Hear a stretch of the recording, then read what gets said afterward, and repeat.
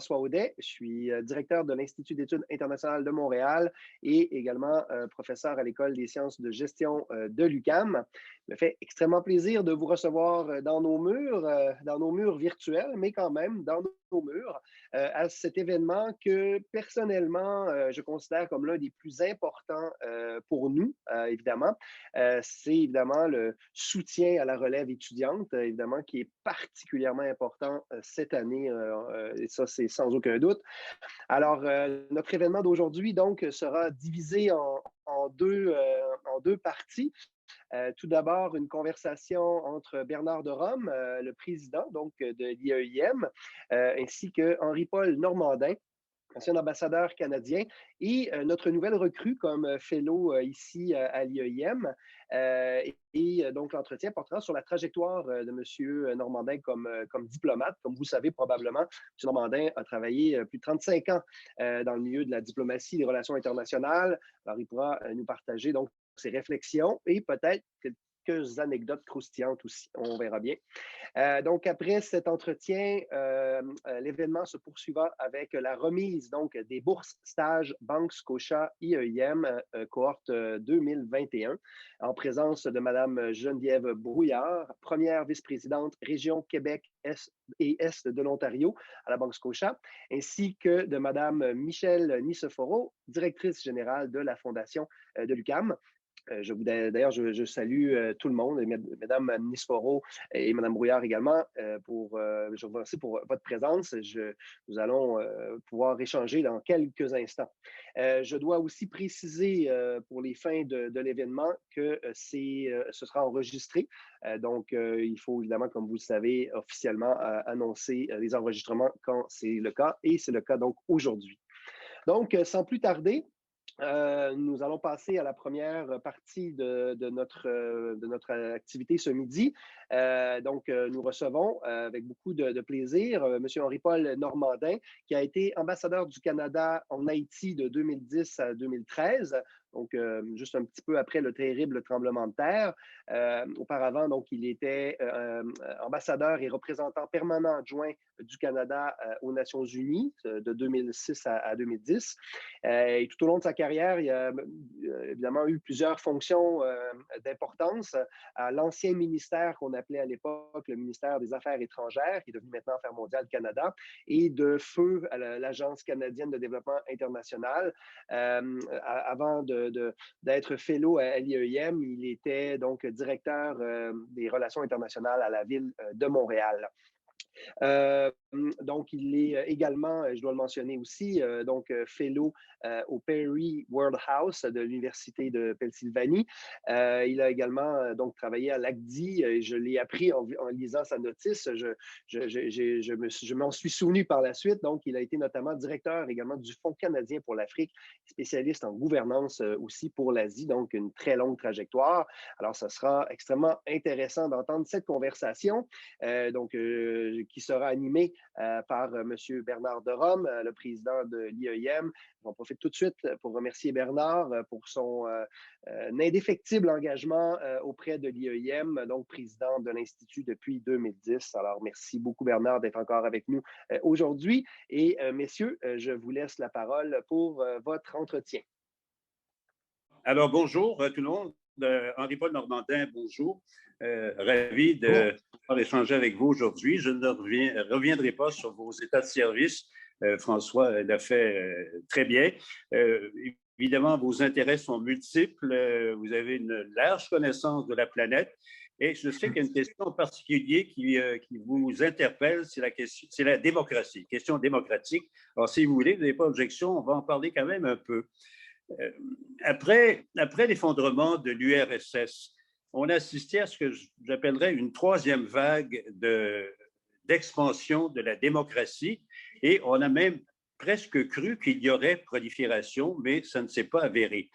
Même qu'au contraire, les 2 dernières décennies ont mis en exergue, je dirais, les failles et les lacunes de la démocratie. Vous êtes d'accord avec ça? Tout à fait. Bonjour d'abord, M. de Rome, ça fait plaisir de me retrouver avec vous. Effectivement, la démocratie a connu une croissance assez importante pendant quelques décennies.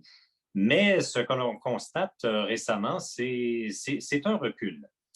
Et toutes les organisations, enfin, on le constate juste à suivre l'actualité internationale, mais toutes les organisations qui se spécialisent dans le domaine, qui suivent ça de près, International IDEA, Freedom House, Economic Intelligence Unit, toutes constatent ces dernières années un recul de la démocratie. Maintenant, il faut nuancer. D'abord, si on parle de façon générale, il y a beaucoup de nuances, mais présentement, il y a environ la moitié de la population de la planète qui vit dans un régime démocratique et l'autre moitié qui vit dans un régime non démocratique.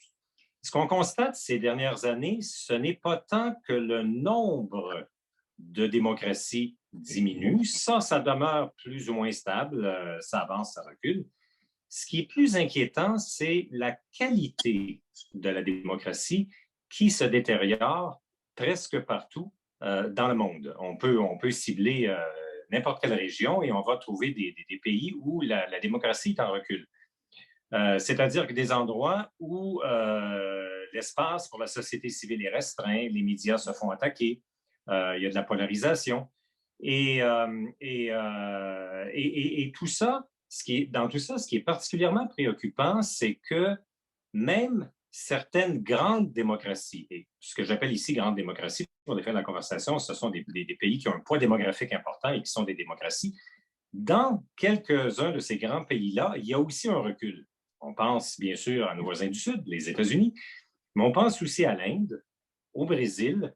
Alors, donc tout ça, c'est une cause de préoccupation et bien sûr, il y a beaucoup de facteurs derrière ça. Bon, alors, on se rend compte finalement que ces dernières années s'illustrent peut-être moins par les faiblesses de la démocratie, diriez-vous, que par une résurgence du pouvoir autoritaire. C'est un peu ça que vous voulez dire? Également parce que le nombre de pays qui glissent vers des régimes plus autoritaires est quand même significatif. Maintenant, quand on regarde d'abord dans les démocraties, il y a plusieurs facteurs qui expliquent la situation. Il y a des facteurs domestiques et il y a des facteurs internationaux liés justement à ce que vous mentionniez. Sur le plan domestique, si j'identifiais deux facteurs principaux, c'est d'abord et avant tout le fait que souvent, malheureusement, les démocraties ne livrent pas la marchandise, si je peux dire ainsi, par rapport aux attentes de la population. J'ouvre ici une parenthèse importante, par contre. S'il y a beaucoup de démocraties qui ne livrent pas, ça ne veut pas dire que les régimes autoritaires font mieux. On pourra avoir tout un débat là-dessus. Mais quand même, quand on est en démocratie, on vote pour quelqu'un, on s'attend à ce que nos dirigeants livrent ce qu'on attend. Et là, il y a beaucoup de déceptions, des inégalités socio-économiques, entre autres, et ça crée beaucoup de frustration et donc une perte de confiance dans le régime démocratique. Ça, c'est de un.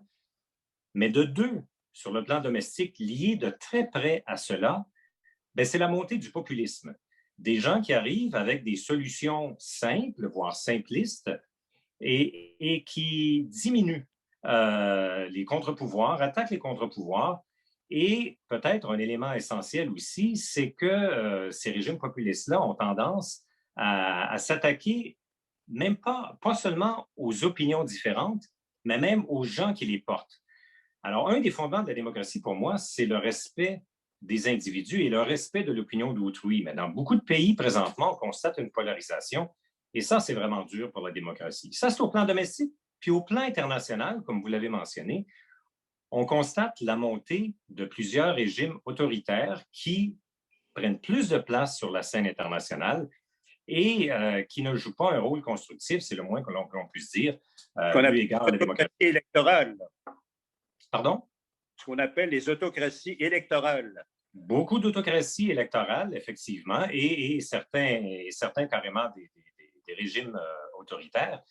Et souvent, ce que font ces pays-là, c'est que d'une part, ils s'attaquent à des démocraties. On l'a vu avec les tentatives de déstabilisation de certains pays occidentaux, mais également, ils contestent les normes internationales en place. Bien sûr, ces pays-là qui arrivent et qui prennent plus de place, il va falloir composer avec eux et ils ont leur place à la table des nations.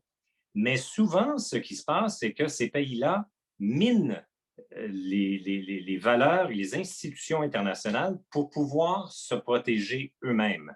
Alors, c'est là que la donne change et ça fait en sorte que l'environnement international, effectivement, n'est pas très propice à la démocratie présentement. Bon, la démocratie étant en recul, dans ce contexte, diriez-vous que l'élection de Joe Biden aux États-Unis est peut-être une des très bonnes nouvelles depuis bien des lunes dans ce domaine?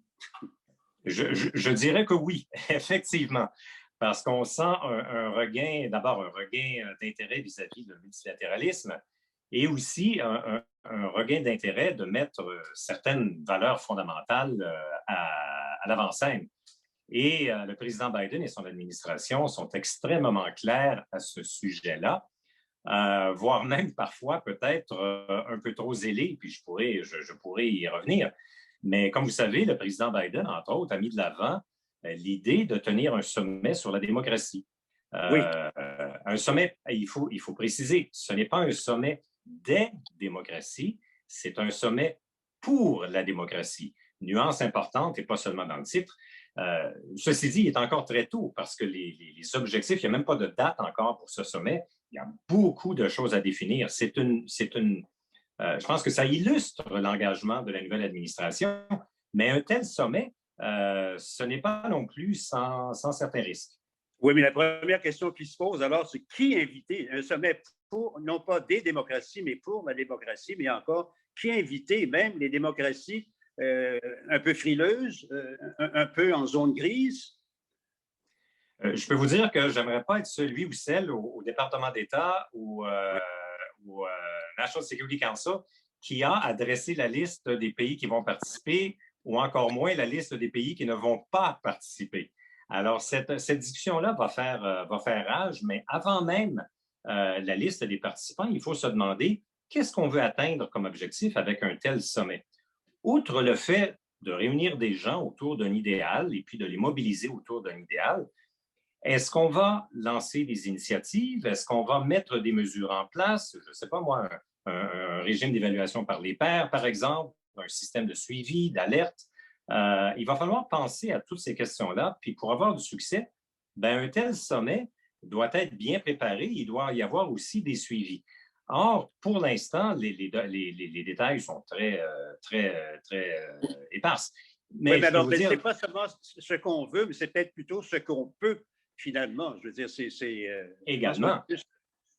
Également. Et puis, je pense qu'il y a quelque chose d'important ici à souligner parce que la question de qu'est-ce qu'on peut est tout à fait pertinente. Parce que se pose là la question, il reste, je m'excuse, mais on revient toujours à la question là, des intérêts stratégiques des pays. Là. Je veux dire, tu sais, des démocraties filiales, il faut faire, difficile de couper des liens parfois pour des raisons économiques, pour des raisons géopolitiques. Alors, on fait quoi avec ça? Est-ce qu'il faut imposer des normes de ce que devrait être la démocratie pour faire partie du club, finalement?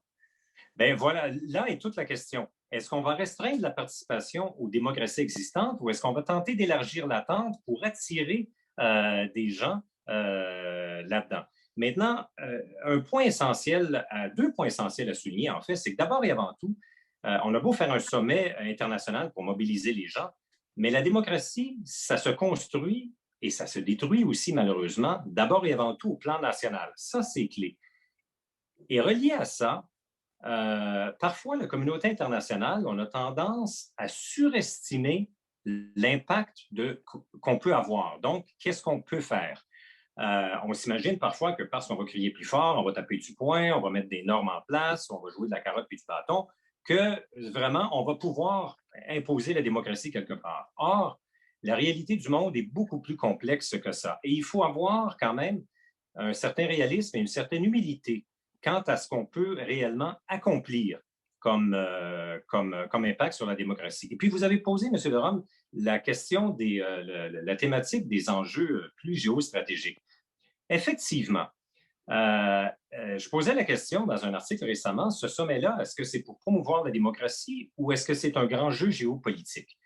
Et quand on regarde la stratégie intérimaire de sécurité nationale américaine. Et quand on écoute le discours américain présentement, il y a beaucoup, beaucoup de rhétorique sur la démocratie et ça ne va pas nous fâcher, ça va de soi. Mais tout ça est très mélangé avec des intérêts géostratégiques plus larges.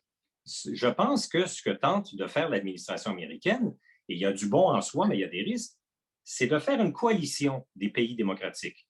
Dans un sens, il y a du bon pour protéger les démocraties, mais ça vient aussi avec un certain risque parce que les pays démocratiques... Protéger plutôt que de la promouvoir, c'est ça? Dans un premier temps, tout à fait. Dans un premier temps, il faut d'abord la défendre contre des attaques externes. Et ça c'est une première étape. La promouvoir, on peut le faire aussi. Mais les pays démocratiques n'ont pas qu'un intérêt envers la démocratie. Ils ont aussi des intérêts beaucoup plus larges en matière de sécurité, en matière économique, en matière d'environnement. Et quand on regarde un peu comment le sommet se dessine et quand on écoute la rhétorique américaine, qui est quand même assez prononcée, il semble qu'on veut créer non seulement une coalition de pays qui vont défendre la démocratie, mais une coalition de pays démocratiques. Et ça peut venir, je dirais, avec un certain nombre de risques. Moi, je vois une lumière orange se pointer à l'horizon. C'est que si on s'avère trop agressif, si je peux dire ainsi, en la matière, ça risque de faire braquer d'autres pays et de cristalliser l'opposition à la démocratie. Et je ne ferai pas un simple parallèle avec la guerre froide, parce que c'est beaucoup plus compliqué que cela, mais on risque peut-être de se retrouver dans une situation où le monde sera divisé en deux camps, le camp de la démocratie et l'autre camp. Et ça, vraiment, je ne prédis pas que c'est ça qui va se passer, mais je vois un certain risque à ce niveau-là. Bon, ça nous amène à parler de la Chine. J'aimerais qu'on en parle un peu. Vous connaissez la Chine, vous avez été en poste déjà là-bas pendant un certain temps. La Chine qui est en train de mettre à sa main Hong Kong. Et paradoxalement, on assiste en ce moment à Hong Kong un boom à la bourse absolument extraordinaire. La Chine vient d'ouvrir ses marchés aux pays étrangers. C'est nouveau, ça, dans sa politique financière. Qu'est-ce qui se passe exactement? Comment entrevoyez-vous toute cette histoire de Hong Kong? Est-ce qu'il va y avoir une fin? Est-ce que ça va être une fin brutale? Qu'est-ce que vous voyez à long terme ou à court terme? À court terme, je pense qu'on a déjà la réponse en termes de démocratie, de respect des droits. Je pense que malheureusement, la page du Hong Kong que l'on connaissait à ce niveau, elle est tournée. Hong Kong, pays, deux systèmes, c'est fini, ça, je veux dire. C'est terminé. Effectivement, c'est terminé. Hong Kong fait maintenant partie de la Chine, de l'ensemble du pays. Ouais. Comme n'importe, j'oserais dire presque comme n'importe quelle autre ville, comme Shanghai, par exemple, qui est aussi un centre financier. Alors donc, cette page-là de Hong Kong, qui n'était pas vraiment démocratique, mais où il y avait une certaine forme de démocratie, de liberté, cette page-là est tournée. Ceci dit, pour ce qui est de la trajectoire à moyen terme sur le plan économique, bien là, tout est possible. Mais Hong Kong devient un centre financier économique qui fait partie de la Chine au même titre que d'autres villes, finalement. Alors, moi, il y a des sociétés américaines en ce moment qui se tapent les bretelles avec les scores qu'ils font à la bourse de Hong Kong. Là, je veux dire, c'est absolument incroyable. Oui. Remarquez que la bourse, présentement, ça va au-delà de Hong Kong. Il y a des paradoxes dans l'économie internationale présentement qui sont assez frappants. Et puis, Hong Kong fait partie de ceux-là. Bon, ça nous a parlé peut-être brièvement des relations entre le Canada et la Chine, des relations qui sont à un bas historique. L'histoire de Meng, l'histoire des deux Michael, la résolution sur les Ouïghours qui a été adoptée par le Canada et d'autres pays. Évidemment, l'histoire de Meng a été un peu piégée par les États-Unis, par le président Trump, il faut bien le dire. Dans l'hypothèse où il y aurait une entente entre le président Biden et le président Xi, par exemple, pour, je ne sais pas moi, libérer Meng. Encore là, il n'est pas dit qu'on libérerait du jour au lendemain les deux Michael. Je pense qu'on demanderait plus que ça au Canada. C'est votre avis? C'est fort possible. C'est un jeu fort complexe. Et puis, je ne peux pas m'empêcher de dire au passage que j'ai une pensée pour les deux Michael, et notamment Michael Kovrig, avec qui j'ai travaillé lorsque j'étais à New York, se retrouve dans une situation très, très difficile. Mais effectivement, c'est Avec l'arrivée de la nouvelle administration, ça offre peut-être une porte de sortie qui sera compliquée, qui sera longue. Moi, ce qui me frappe ces jours-ci, c'est de voir que les deux Michael ont eu, entre guillemets, leur procès, mais que la décision n'a pas toujours été rendue. Alors ça, pour moi, c'est un signe qu'il y a probablement encore des choses qui se passent. Et je dois dire que c'est assez désolant de voir la façon dont la Chine, présentement, non seulement traite les deux Michael, mais traite le Canada et, en général, traite les autres pays. Dès qu'il y a un différend avec un autre pays, la Chine a tendance à réagir de façon extrêmement agressive, avec des mesures économiques, avec d'autres. Et c'est pas seulement le Canada qui a fait l'objet de telles sanctions. Il y a eu l'Australie, présentement Taïwan, la Norvège dans le passé. Alors, pour revenir à la relation canado-chinoise, je pense qu'on n'est pas encore sorti du bois. Mais pour des gens comme moi, et comme beaucoup d'autres qui avons travaillé en Chine, qui avons travaillé avec la Chine, je dois dire que c'est assez désolant de voir la façon dont les choses évoluent. Mais le pouvoir économique de la Chine parle de lui-même. La Chine est le premier partenaire économique de 63 pays, les États-Unis 38 seulement. On comprend bien des choses, là. Tout à fait. Et ça, il va falloir s'y habituer au poids économique de la Chine. Il va falloir s'habituer aussi au fait que la Chine va prendre une place plus grande dans le monde. Maintenant, le défi, je pense, pour le Canada, pour les États-Unis, ça va être de gérer cette situation-là pour faire en sorte qu'on protège aussi nos intérêts. Quand on regarde ce qui se passe du côté américain présentement, où on parle beaucoup, le terme à la mode, là, c'est compétition stratégique. Ça dit ce que ça dit, mais ça en inquiète plusieurs, dont moi-même, parce que la relation avec la Chine, ce n'est pas une lutte à finir. La relation avec la Chine, il va falloir composer avec la taille et le poids de la Chine, avec aussi ses intérêts, et trouver des façons de gérer tout cela puis d'éviter les conflits. Parce que si on s'enligne... pour autant, là. Pardon? Sans se mettre à genoux devant la Chine pour autant. Tout à fait. C'est qu'il faut trouver une façon de se tenir debout et de défendre nos intérêts, mais une façon qui soit habile et utile.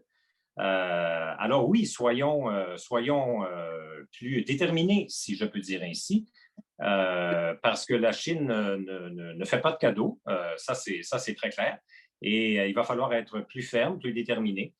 Mais soyons aussi agiles. Ce n'est pas une lutte à finir, c'est une situation avec laquelle il faut composer, et il faut savoir composer et gérer en fonction de nos objectifs et de nos intérêts. Ceci dit, beaucoup plus facile à dire qu'à faire, bien sûr. Bon, un dernier point, si vous permettez. Vous avez exercé une diplomatie urbaine, étant à la tête des relations internationales de la ville de Montréal. Montréal qui est frappé très durement par la pandémie. On se demande plus ou moins comment on va pouvoir reprendre du poil de la bête éventuellement. Et avec le très sérieux message que ce virus envoie à la Terre, on peut penser que les solutions, en tout cas, une des solutions, en tout cas, importantes, ça passe par la question environnementale. Vous êtes d'accord là-dessus? Absolument, tout à fait. Et puis, ici, je soulignerais que beaucoup d'experts ont lié la pandémie à des enjeux d'écosystème, à des enjeux de relations avec la faune et tout ça, et je pense que c'est tout à fait pertinent.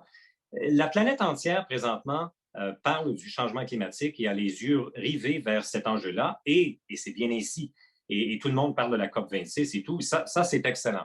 Ceci dit, il y a un autre enjeu environnemental qui, pour moi, est tout aussi important, qui est lié en partie à la pandémie, c'est celui de la biodiversité. Et puis, quand on parle de la biodiversité, là, ça semble un terme parfois un peu technique, un peu geek, mais la biodiversité, après tout, c'est la vie sur Terre. Or, la biodiversité est menacée, il faut s'y attaquer, et l'enjeu de la biodiversité ne retient pas autant d'attention que celui du changement climatique. Il y a un certain lien entre les deux, mais il faut aussi s'attaquer à l'enjeu de la biodiversité. Il y aura d'ailleurs une COP15 sur le sujet qui va venir prochainement, puis tous les pays seront appelés à prendre des nouveaux engagements. Mais ça, il ne faut pas négliger cette question-là. Et puis, puisque d'ailleurs vous parlez aussi, vous avez fait référence tantôt à la diplomatie municipale, on a ici un cas où sur la scène internationale, le gouvernement du Canada, le gouvernement du Québec, la Ville de Montréal sont tous les trois très engagés sur l'enjeu de la biodiversité et ça va prendre la collaboration de tous les ordres de gouvernement pour traiter de cette question-là. Alors oui, les enjeux environnementaux doivent être au premier plan, tout comme d'ailleurs le multilatéralisme, il faut le remettre à l'ordre parce que des enjeux tels que l'environnement, on ne va pas les régler tout seul. Henri-Paul Normandin, merci beaucoup. Votre expérience est précieuse. On est très heureux que vous ayez joint l'équipe de l'IEIM. Et puis, merci beaucoup. Et à une prochaine. Merci beaucoup, M. Normandin. Merci beaucoup. Puis à nouveau, ça me fait plaisir de joindre l'équipe de l'IEIM, une très belle équipe qui contribue à la réflexion sur les enjeux internationaux et aussi au développement académique et professionnel de nos étudiants. Ça me fait plaisir. Merci. C'est une belle prise. Alors, François, vas-y. Merci, merci beaucoup. Catherine, s'il te plaît, ouvrir ma caméra. En fait, l'animateur me demande, alors je démarre ma caméra, voilà qui est fait. Merci à tous les deux. Merci Bernard pour cet entretien. Merci Henri-Paul également pour les réponses. Je lance à tout hasard dans notre salle virtuelle s'il y a des gens intéressés de réagir ou d'interagir ou d'envoyer une question. N'hésitez pas à le faire. On a peut-être une minute ou deux avant de passer à la remise des bourses. Mais moi, j'aurais peut-être une question pour vous, Henri-Paul. Peut-être plus dans le pragmatisme de votre trajectoire, sachant qu'on a aujourd'hui dans notre salle et aussi par rapport à la clientèle en général de l'IEIM, qui est la relève donc des futurs professionnels qui s'intéressent au monde diplomatique. Et c'est peut-être une question piégée, mais je me permets de la lancer. Quels seraient vos conseils, recommandations pour quelqu'un qui amorce cette carrière-là dans tout ce que vous venez un peu de décrire comme étant des pièges, comme étant des défis de l'humanité, mais concrètement, au-delà des diplômes, en fait, parce que là, on a l'opportunité d'avoir des gens qui seront diplômés sous peu. Quel serait votre conseil ou vos conseils à la jeunesse qui est derrière nous et qui, évidemment, il prendra un jour la relève du leadership de la diplomatie canadienne? Oui, merci François pour la question. Dans un premier temps, en fait, j'ai eu l'occasion de faire partie de l'exercice pour la sélection des candidats et tout. Et je dois dire que j'ai été très impressionné par la qualité des candidatures que nous avons retenues, qui se sont présentées, en fait, des gens qui ont non seulement un beau dossier académique, mais aussi une très belle expérience de la vie dans leur communauté. Et je pense qu'effectivement, on peut avoir confiance pour la relève, pour ceux et celles qui vont nous suivre. Si j'avais un conseil à donner en réponse à votre question, c'est que quand on est dans le milieu académique, bien sûr, on se concentre beaucoup sur l'apprentissage des connaissances. Et bien sûr, les connaissances, c'est absolument clé, et incluant dans une carrière académique, dans une carrière diplomatique, comme dans d'autres carrières, bien sûr. Mais ce sur quoi je voudrais aussi mettre l'accent, c'est que pour réussir en diplomatie, comme ailleurs, dans beaucoup d'autres carrières, il faut aussi beaucoup de compétences. Compétences, c'est-à-dire la capacité de travailler en équipe, les relations avec les gens, les communications, la capacité d'organiser des choses, de gérer des crises. Alors, si j'avais un simple conseil à donner, c'est que, outre développer les connaissances, ce qui est absolument essentiel, il faut aussi saisir des opportunités, même quand on est étudiant ou étudiante, pour développer des compétences, que ce soit en s'impliquant dans des ONG locales ou des organisations internationales ou des expériences de travail, mais il faut aller chercher ces compétences-là parce qu'elles sont absolument clés dans la carrière. Et puis, François, vous avez travaillé, vous aussi, en aide humanitaire dans le développement international. Moi, je disais souvent que ce qui fait le succès d'un ou d'une coopérante, 50% ou moins du succès repose sur ses connaissances. L'autre 50% ou plus, c'est sa capacité de faire les choses. Et c'est la même chose aussi en diplomatie. Ben, tout à fait. Puis en fait, c'est de prendre les opportunités, effectivement, là où elles le sont. Puis je crois que les candidats et candidates que nous allons accueillir sous peu sont un échantillon que je considère représentatif, mais quand même de l'excellence là, des étudiants que nous avons au sein de nos unités. Je dois absolument vous partager une question qui vient qui m'a été partagée donc de la salle. C'est aussi une question piégée, mais on est à l'UQAM et on est dans un domaine où la liberté d'expression est importante. Alors, et particulièrement dans ce domaine-là, et je dois vous la partager. Alors, on vous pose la question sur, évidemment, c'est un retour sur la Chine, encore une fois. Il y a eu un débat récemment sur la présence là, de l'ambassadeur chinois dans une plateforme du Corim, là, pour ne pas la nommer récemment. Et on pose la question à savoir euh, jusqu'à quel point on doit laisser la parole ou on doit offrir ces plateformes-là parce que c'est la Chine et sous quel prétexte le facteur de la puissance chinoise ou de nos relations économiques avec la Chine leur donne cet espace-là qui est un espace assez privilégié, on va se le dire, par rapport à tout autre ambassadeur ou consul présent ici au Québec ou à Ottawa.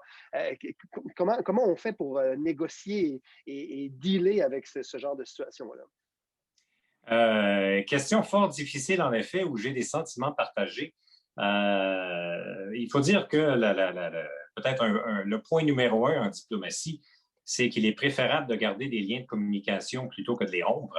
Ça, c'est la première chose. Ceci dit, bien sûr, le point de vue qui peut être exprimé par l'ambassadeur chinois ou d'autres parfois n'est pas le point de vue que l'on souhaiterait entendre et c'est parfois un peu, ça indispose parfois d'entendre ce qui nous est raconté.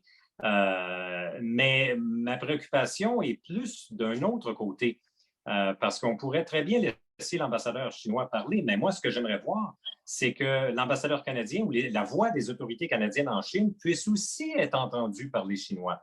Or, ce n'est pas le cas. C'est pratiquement impossible pour l'ambassadeur canadien en Chine de s'adresser à un public chinois. Ou bien on ne rapportera pas ses propos, ou bien on va les filtrer. Alors donc, du côté canadien en Chine, on n'a pas la même opportunité. Ça m'ennuie plus. Alors, c'est pour ça que je vous dis, j'ai des sentiments un peu partagés, mais il faut maintenir un dialogue en diplomatie, mais parfois, ça vient avec des désagréments, comme entendre des points de vue qui sont un peu simplistes, si je peux dire ainsi, puis où on met, dans le cas de la Chine, où on met toute la faute sur le dos du Canada et on ne reconnaît pas sa propre responsabilité. D'ailleurs, je ne peux pas m'empêcher de mentionner l'ambassade de Chine, il y a quelque temps, a exprimé le point de vue à l'effet qu'ils ont dit le Canada n'a pas la légitimité de la Chine, le Canada n'a pas la légitimité de critiquer la Chine parce qu'au Canada, il y a des violations des droits de la personne. Bien sûr, on le sait qu'au Canada, il y a des violations des droits de la personne, mais les Canadiens, puis notre gouvernement, nous avons le courage et l'humilité de reconnaître qu'il y a des violations des droits de la personne au Canada. On en discute publiquement, puis on essaie de s'y attaquer. Ce qui n'est pas nécessairement le cas, bien sûr, en Chine. Alors, donc, moi, j'ai beaucoup de difficultés avec ça, de nous faire dire qu'on n'a pas la légitimité de parler sur les droits de la personne. Ça, je conteste ça. Puis, de toute façon, si on laissait la parole seulement aux pays qui ont un dossier parfait en droits de la personne, il n'y aura pas grand monde qui parlerait. La diplomatie serait tranquille, effectivement. Donc, merci. Je pense que c'était des paroles très sages et je crois mais très réalistes là, dans le real politique actuel. Et je crois que c'est aussi nécessaire et je me réjouis que nous puissions, dans une conférence comme la nôtre, pouvoir avoir cette conversation-là avec notamment un ancien diplomate. Et j'espère que cette vision éclairante que vous avez apportée aura répondu à la question qui était posée. Mais je pense qu'effectivement, il faut éviter le piège de tout fermer les canaux. Je crois que c'est pas la solution non plus. Par contre, il y a des il ne faut pas qu'il y ait deux poids, deux mesures non plus, parce que c'est la Chine, etc., etc. Je crois qu'à ce niveau-là, il faut savoir aussi mettre le pied sur le frein à un moment donné. Écoutez, allez-vous-en pas trop loin, Henri-Paul, et ni Bernard non plus. Et je vais demander donc tranquillement à mes collègues d'intégrer nos autres invités dans la salle.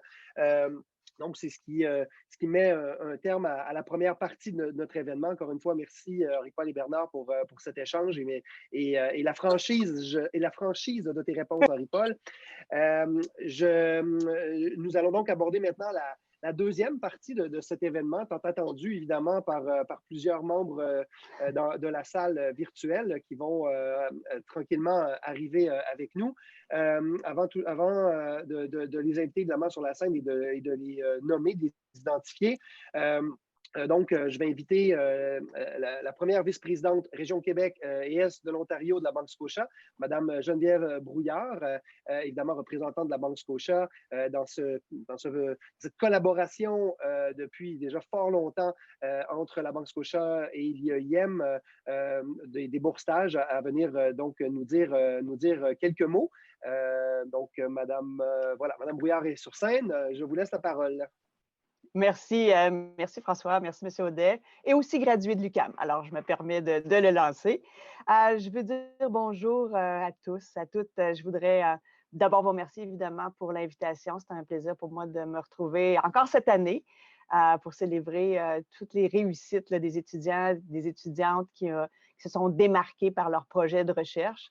On va se le dire, hein, la dernière année, ça n'a pas été de tout repos, c'est le moins qu'on puisse dire. La pandémie, ça l'a bouleversé beaucoup de vies et je suis consciente que ça n'a pas dû être facile pour les étudiants, les étudiantes là, de rester pleinement motivés. Donc, je veux saluer leur résilience, leur persévérance. Les réussites qu'on célèbre aujourd'hui sont encore plus grandes, à mon avis. Encore une fois, je suis vraiment honorée de remettre ces bourses stages de la Banque Scotia IEIM. Je sais que ça va aider les personnes méritantes à poursuivre leur parcours universitaire. C'est une grande fierté pour nous d'être partenaire du programme de ces bourses-là. Vous savez, on est la Banque Scotia IEIM partenaire depuis 2004. Ça fait donc 17 ans. Et la belle collaboration, elle a été renouvelée pour 10 ans en 2015. Ça va continuer de contribuer à faire rayonner l'excellence académique issue de l'IEIM, qui est une institution qui est un réel phare en matière de diffusion du savoir au Québec, au Canada et à l'international. Au cours des 5 dernières années, c'est plus de 45 étudiants et étudiantes qui ont été récompensés et 100 000 $ qui a été remis en bourse stage par la Banque Scotia. Grâce au programme, il y a des étudiants du 1er au 3e cycle universitaire qui ont pu poursuivre leurs études, réaliser leurs projets de recherche, puis amener leurs expériences à un niveau supérieur. Pour nous, c'est plus qu'important de soutenir ce type de programme parce qu'on sait qu'ils sont porteurs d'avenir pour des jeunes de notre société. C'est dans cette optique, d'ailleurs, qu'on a récemment lancé notre nouvelle plateforme à la Banque Scotia de responsabilité sociale. Ça s'appelle Scotia Inspire. C'est un programme qui vise à soutenir les initiatives qui favorisent l'éducation et améliorent la résilience économique des communautés. On prévoit investir 500 millions de dollars pour favoriser l'éducation, l'inclusion et l'emploi des personnes qui en ont le plus besoin. Les jeunes, c'est clair, sont les leaders de demain. Pour la Banque Scotia, c'est important d'encourager la persévérance, le désir de réussite et l'excellence. Et cette année, plus que jamais, c'est un honneur de remettre aujourd'hui les bourses stages à tous les récipiendaires. Je vous félicite au nom de toute l'équipe de la Banque Scotia. Vous avez vraiment su vous démarquer par la qualité exceptionnelle de votre travail et de votre volonté de poursuivre l'excellence académique. J'espère bien que ce soutien financier va être une autre source de motivation pour atteindre vos buts et faire progresser la science. Encore une fois, bravo à tous et à toutes les boursiers. Et lâchez pas. Merci, François. Merci beaucoup, Mme Brouillard, pour vos bons mots. On n'aura probablement, enfin, on n'aura pas l'occasion d'entendre nos récipiendaires réagir ni vous remercier, évidemment, mais je suis convaincu que ça représente tout ce qu'elles ressentent et ce qu'elles ressentent. On verra dans quelques instants, mais tout le monde vous remercie, évidemment, personnellement, pour la relation personnelle. Le fait que vous soyez un diplômé de l'UQAM, il y est peut-être pour quelque chose, mais quand même, et institutionnel, je crois que largement. La collaboration entre l'UQAM et la Banque Scotia est clairement bien établie, puis on s'en réjouit évidemment grandement. Et d'ailleurs, pour nous en parler, je vais inviter maintenant Michèle Nicéphoro, qui est donc la directrice générale, et je tiens à le dire, la nouvelle directrice générale, récemment entrée en fonction, donc directrice générale de la Fondation de l'UQAM. D'ailleurs, je salue sa nouvelle nomination. Alors, Madame Nicéphoro, je vous laisse la parole. Merci beaucoup, Monsieur Audet. Alors, je suis très heureuse d'être parmi vous pour la remise des bourses stages Banque Scotia IEIM pour l'année 2021. On le sait, l'année qui vient de passer a été difficile et j'ai une pensée particulière pour les étudiants et étudiantes qui ont su persévérer depuis le début de la pandémie. Cette persévérance, c'est le fruit d'un travail d'équipe entre les étudiants et étudiantes et leurs parents, collègues de classe, professeurs, chargés de cours, superviseurs de stage, chercheurs, chercheuses et bien plus. C'est aussi le fruit du soutien des donateurs et donatrices de la Fondation qui leur fournissent non seulement un appui financier important, mais également un encouragement et une confiance inestimable. À cet effet, je tiens à remercier sincèrement la Banque Scotia qui, depuis près de 40 ans, comme ce qui a été mentionné précédemment, la Banque est une donatrice fidèle de la Fondation de l'UQAM et participe à donner vie à des projets audacieux et à soutenir la relève. Avec les bourses stages, la Banque permettra à 11 étudiants et étudiantes de compléter un stage au sein de l'IEIM ou d'une unité membre afin de parfaire leurs connaissances en études internationales et de travailler aux côtés de chercheurs et chercheuses passionnés. C'est une expérience précieuse qui contribuera grandement à leur parcours professionnel et personnel. D'ailleurs, les bourses stages qui sont remises aujourd'hui pour une somme totale de 25 000 $ ont été créées en 2004 à l'initiative de la Banque. Et dans le cadre de la campagne 100 millions d'idées, il y a eu un renouvellement de 10 ans et je vous dis un immense merci. Lors de cette campagne majeure, la plus ambitieuse de notre histoire, nous souhaitons récolter 100 millions de dollars pour soutenir l'UQAM et ses idées brillantes. Le tiers de cet objectif sera dédié à l'aide financière aux études grâce au soutien de partenaires comme la Banque Scotia et nous sommes sur la bonne voie d'atteindre notre objectif. Je profite d'ailleurs de l'occasion pour saluer Mme Geneviève Brouillard, première vice-présidente Québec et Est de l'Ontario à la Banque Scotia, qui agit à titre de gouverneur au sein de notre cabinet de campagne majeure. Merci de votre précieux soutien et celui de la Banque envers l'UQAM. Une salutation particulière également à M. Bernard de Rome, lui aussi gouverneur de la campagne majeure pour son engagement envers la Fondation et envers l'UQAM. Finalement, je remercie les membres du comité de sélection qui ont participé à la sélection des lauréats et lauréates. Il s'agit de M. Henri-Paul Normandin, fellow de l'IEIM, que nous avons pu entendre en première partie de cet événement.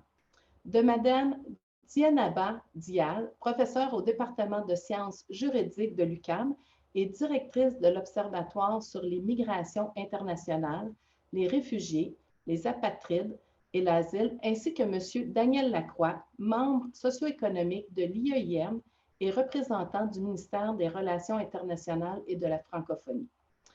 En terminant, chers lauréats, chères lauréates, je vous félicite chaleureusement pour l'obtention de ces bourses.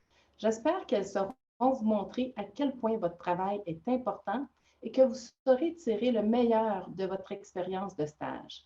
C'est une immense fierté pour nous, la Fondation de l'UQAM, de vous soutenir dans votre parcours académique et dans vos projets de recherche. Je vous souhaite le meilleur par la suite et vous félicite encore une fois. Merci.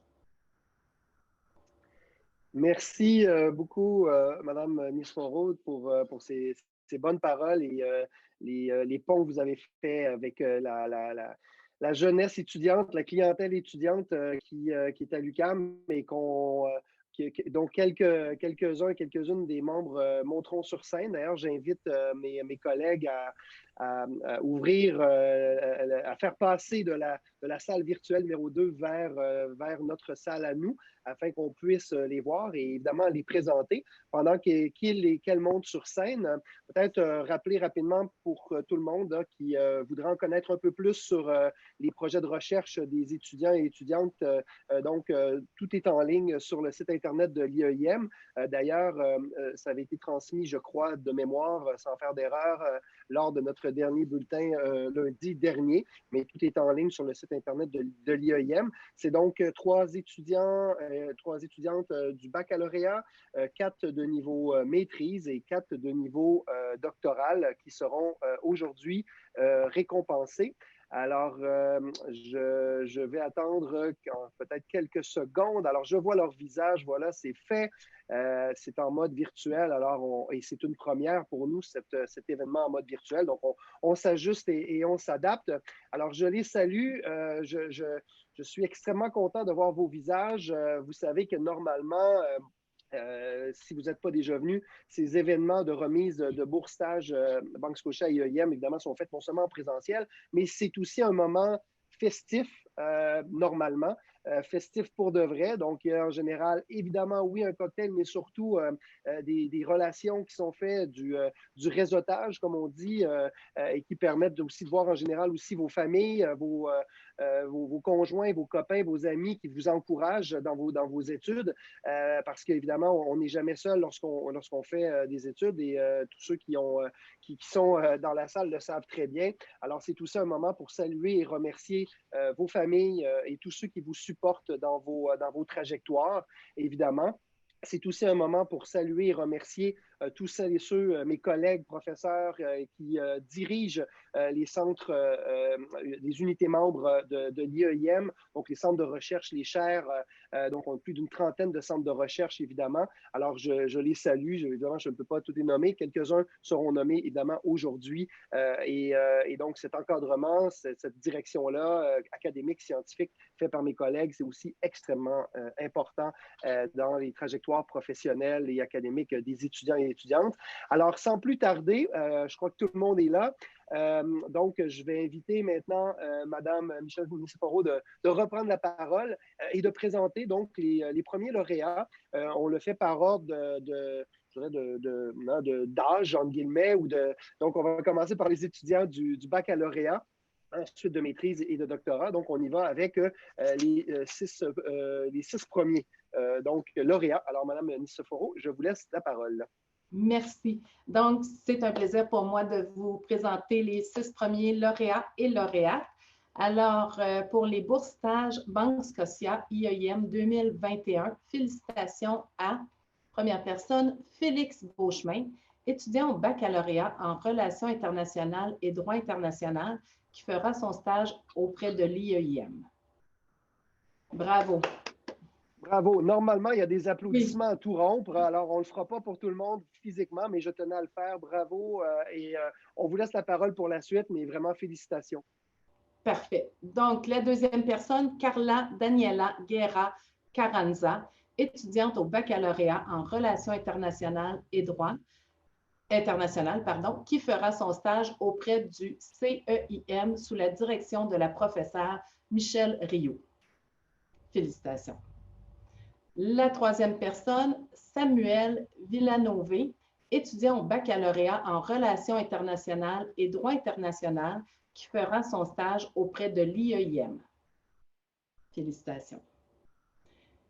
La personne suivante, Sophia Ababou, étudiante à la maîtrise en sciences politiques, qui s'intéresse aux migrations internationales et climatiques en Afrique de l'Ouest et fera son stage auprès de la chaire Raoul Dandurand sous la direction de la professeure Elisabeth Dallet. Félicitations. La personne suivante, Jiane Kebdani, étudiante à la maîtrise en économie, qui s'intéresse à l'effet du choc d'incertitude sur la performance des entreprises à la suite du référendum sur la sortie du Royaume-Uni de l'Union européenne, qui fera son stage auprès de la chaire de recherche sur l'impact local des firmes multinationales sous la direction du professeur Julien Martin. Félicitations. Maintenant, une personne qui n'est pas avec nous, mais on va quand même souligner la réception de cette bourse, c'est Marwan Rachidi. Il est étudiant à la maîtrise en sciences politiques et s'intéresse à l'intégration des pays du Moyen-Orient dans le projet chinois de reconstruction des routes de la soie et fera son stage auprès de la chaire Raoul Dandurand sous la direction du professeur Frédéric Gagnon. Félicitations également. Bravo, bravo, premier récipiendaire. Félicitations. Alors, vous n'entendez pas, mais la salle virtuelle à côté est en délire. Vos familles vraiment là, sont extrêmement contentes pour vous. Alors, on imagine un décor festif et non, sincèrement, félicitations, bravo. C'est extrêmement mérité. Et donc, sans plus tarder maintenant, Madame Brouillard nous présentera la suite des récipiendaires. Alors, je vous laisse la parole, Madame Brouillard. Merci beaucoup, François. Alors, c'est mon tour de vous présenter nos prochains récipiendaires. Et la première personne que je vous présente, il s'agit de Camille Raymond. Alors, Camille est étudiante à la maîtrise en sciences politiques. Elle s'intéresse à la défense du Canada face à la transition mondiale de la puissance et fera son stage auprès du réseau d'analyse stratégique sous la direction du professeur Justin Massy. Félicitations, Camille. On te souhaite un bon stage. La lauréate suivante, il s'agit de Julie-Pierre Nadeau. Elle est étudiante au doctorat en sciences politiques, chaire Raoul Dandurand. Sa thèse est dirigée par le professeur Charles-Philippe David et elle s'intitule « La perception des décideurs du déclin de la puissance américaine et la formulation de la politique étrangère des États-Unis au Moyen-Orient ». Alors, félicitations Julie-Pierre et bravo pour cette bourse d'excellence. Je laisse le temps aux applaudissements en délire. Merci, François. Alors, on enchaîne avec la prochaine lauréate, Paola Lisa Yvonne Ouédraogo. Elle est étudiante au doctorat en sciences littéraires, Laboratoire des Afriques innovantes. Sa thèse, elle est dirigée par le professeur Isaac Bazier et elle s'intitule « Voix et visages de femmes, esclavage, colonisation et leurs écritures au féminin dans les fictions francophones d'Afrique et des Antilles ». Toutes mes félicitations, Paola Lisa Yvonne. Je continue avec la récipiendaire suivante. Il s'agit d'Alexandra Parada, étudiante au doctorat en droit. Sa thèse est dirigée par le professeur Hugo Cyr et elle s'intitule « La discrimination résultant de l'utilisation de l'intelligence artificielle pour la prise de décision. Une comparaison entre le Canada et la France ». Alors, Alexandra recevra également une bourse. Toutes mes félicitations. Finalement, pour clore cette belle remise de bourse, il me fait plaisir de remettre une mention d'honneur. Une mention d'honneur qui ira à Andréane Oligny-Bissonnette. Elle est étudiante au doctorat en sciences politiques, chaire Raoul Dandurand, et sa thèse est dirigée par le professeur Frédéric Gagnon et elle s'intitule « La remise en cause de Roe versus Wade, l'accès des femmes latino-américaines aux soins de santé reproductifs dans les zones frontalières états-usiennes ». Alors, une mention d'honneur qui lui vaut une belle bourse de 1 500 $. Encore une fois, félicitations à tous ces récipiendaires pour leur persévérance, on le dit, on le souligne, et leur réussite. C'est vraiment inspirant de voir les jeunes aussi motivés, déterminés aussi, et de voir qu'il y a un intérêt grandissant des femmes pour les études internationales. Alors, vous formez vraiment une belle relève. Je vous en remercie. Merci beaucoup, bravo, félicitations encore une fois à tout le monde, vraiment. Et je rebondis sur vos propos, Madame Brouillard. Oui, évidemment, une représentation et je crois que ça se voit même dans les salles de classe comme professeur importante, évidemment, des femmes dans l'intérêt de la recherche dans les relations internationales en général. Mais ce que je trouve particulièrement intéressant, c'est de voir les sujets également et dans les débats émergents aussi de l'actualité. Donc, on est capable de faire une science fondamentale sur des sujets chauds, donc des sujets d'actualité, donc une science qui est active, qui est interactive et qui aussi permet le débat public, permet d'informer et d'éclairer les décisions politiques dans du plaidoyer. Plusieurs des étudiantes et étudiants qui sont là sont aussi déjà actifs. On les voit dans les réseaux sociaux, on les voit interviewer également avec les médias. Ils sont actifs dans la production de papiers scientifiques, mais papiers également à caractère un peu plus public. Certains sont d'ailleurs, certaines co-auteurs ou auteurs de papier, donc de documentation et de publication, même à l'IEM. Alors, c'est du monde extrêmement actif, pour ne pas dire hyperactif, et donc des sujets diversifiés. Puis ce que je tiens à mentionner avant qu'on prenne la photo de groupe, c'est aussi de voir que, et c'était important de le mentionner, j'ai oublié de le faire, que, et vous l'aurez vu à la saveur et aux thèmes qui sont touchés dans les sujets de recherche, que ce n'est pas une discipline qui est dominante. Donc, on parle du droit, on est en littérature, on est évidemment en sciences politiques, on est en management, en relations internationales. Donc, c'est un prisme d'analyse multidisciplinaire croisé. Et c'est ce qui fait, je crois, aussi l'intérêt et la force des études internationales ici à l'UQAM. Alors, bravo encore une fois à tout le monde. Merci, Mme Brouillard, merci, Mme Nisforo, pour vos contributions et votre participation aujourd'hui. Alors, avant d'officiellement clôturer l'événement, nous allons faire, si vous le voulez bien, une photo de groupe. On voulait l'organiser, évidemment, parce que, comme vous le savez, une photo Zoom, des fois, ça ne sort pas toujours très bien. Donc, je vais peut-être laisser, je ne sais pas si Catherine voulait revenir dans une petite animation pour assurer que, parce que c'est elle qui va prendre la photo de groupe, nous indiquer quand elle sera prise et soit qu'on fasse vraiment un sourire au moment opportun, parce que le mouvement, comme vous le savez, des fois, fait en sorte que nos visages sur Zoom ne sont pas toujours optimales. Donc, peut-être juste nous dire, Catherine, quand tu voudras prendre la photo, histoire que tout soit en ordre pour pouvoir faire une photo qui a du sens. Donc, je t'écoute. Oui, alors bonjour. Alors, je dirais 3, 2, 1, souriez. Merci. Merci à tout le monde. Excellent. Merci d'être venu, pas très loin, mais pour la plupart, vous êtes probablement chez vous, mais en tout cas, d'être passé nous voir. Avant de clôturer, je sais qu'on l'a fait, mais je voulais remercier quand même au nom de l'IEM, effectivement, M. Normandin, ma collègue Diana et Daniel Lacroix du ministère des Relations internationales du Québec, parce que c'est le comité qui vous a sélectionné. Chaque année, c'est important de le dire, c'est un comité indépendant qui est mis en place pour identifier les lauréats. Alors, merci beaucoup d'avoir joué ce rôle-là cette année. Et peut-être préciser, avant de vous inviter à l'année prochaine, préciser un prochain événement à venir d'ailleurs où on aura encore l'opportunité de pouvoir entendre Henri-Paul Normandin. Donc, on va organiser justement une activité sur les enjeux de la démocratie le 18 mai prochain. Alors, des détails à venir sous peu, mais évidemment, un événement à ne pas manquer, évidemment. Alors, c'est là-dessus que va se terminer notre événement cette année. Je vous redonne rendez-vous l'année prochaine, évidemment, parce que comme on l'a indiqué, les bourses seront mises de manière annuelle. Mais d'ici là, espérons nous revoir dans des corridors, dans des cafés, dans des parcs. Et je vous souhaite à tout le monde, évidemment, un beau printemps, pas aujourd'hui, mais prochainement, le soleil à venir sous peu et à vous voir à notre prochain événement du 18 mai prochain.